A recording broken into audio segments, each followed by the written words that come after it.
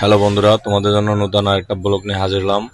তো ব্লগের মূল উদ্দেশ্য হলো, আমাদের কিছুদিন আগে আমাদের ইপিজেড একটা ফ্যাক্টরি পুড়ে গেছিল। তো এই ফ্যাক্টরিটা কি অবস্থায় কি আছে বর্তমানে, সেটাই তোমাদের আজকে দেখাবো। হ্যালো বন্ধুরা, কেমন আছেন? সবাই আশা করি ভালো আছেন।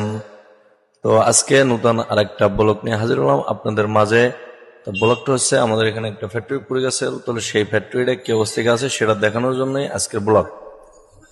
তো কে কোন জায়গা থেকে দেখতেছেন অবশ্যই কমেন্টসে জানাবেন, এবং আমি কোন জায়গায় আছি বর্তমানে, এটা কোন ইপিজেড এটাও জানাবেন কমেন্টে। তো চলেন নতুন ব্লগ শুরু করি।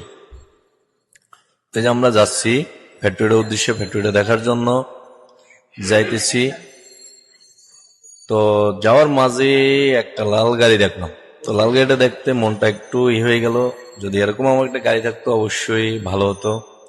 তো আশা করি আল্লাহ কোনো একদিন তৌফিক দিলে কিনবো, সেটাই।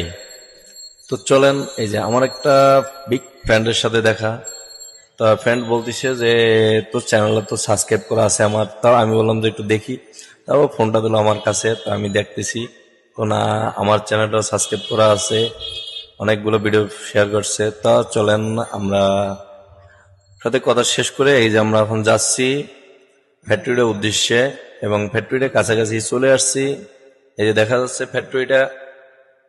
তো অবশ্যই আমার সাথে থাকবেন, এবং ফ্যাক্টরিটার ভিতরে যে ঘুরে আপনাদেরকে দেখাবো।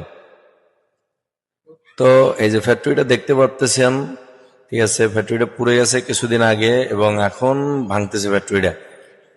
তো এই ভাঙে, আমি শুনছি যতটুকু, ভাঙে নতুন করে ফ্যাক্টরি করবে।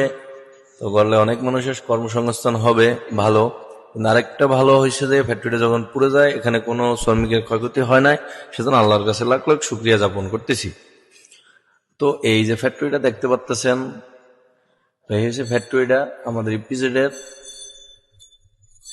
তো এখানেই ফ্যাক্টরিটা এই যে। তো এখন এই ফ্যাক্টরিটা গেটে যাব, এখানে একটা সিকিউরিটি আছে পরিচিত, তার সাথে কথা বলবো, ভিতরে ঢোকার চেষ্টা করবো।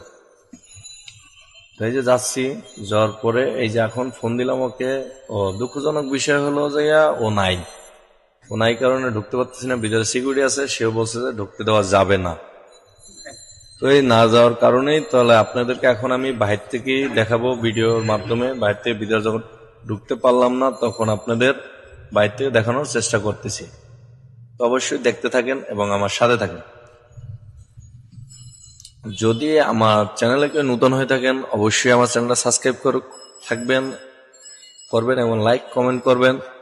এবং যদি কেউ এই ফেসবুক পেজ থেকে দেখতে থাকেন, অবশ্যই আমার ফেসবুক পেজটা ফলো করবেন, ফলো করে সাথে থাকবেন, নতুন নতুন ভিডিও আরো দেখতে পাইবেন। তো এখানে এতটুকুই। তো দেখতে থাকেন ফ্যাক্টরিটা। তো দেখতে দেখতে শেষ পর্যায়ে আসি গেলাম। তো এতটুকুই, আল্লাহ হাফেজ। নেক্সট কোনো ভিডিওতে আবার দেখা হবে। এতটুকুই। দেখতে